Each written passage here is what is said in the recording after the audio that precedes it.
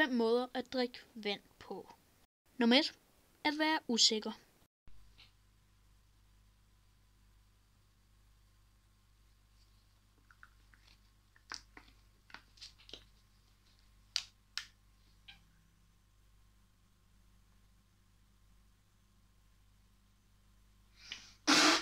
Nummer 2.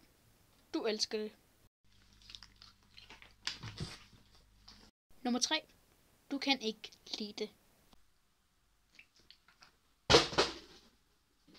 Jeg gider ikke vand. Giv mig en cola. Nummer 4. Du er doven.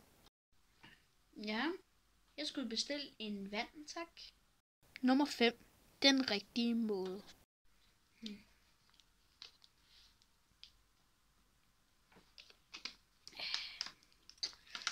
Godt som altid.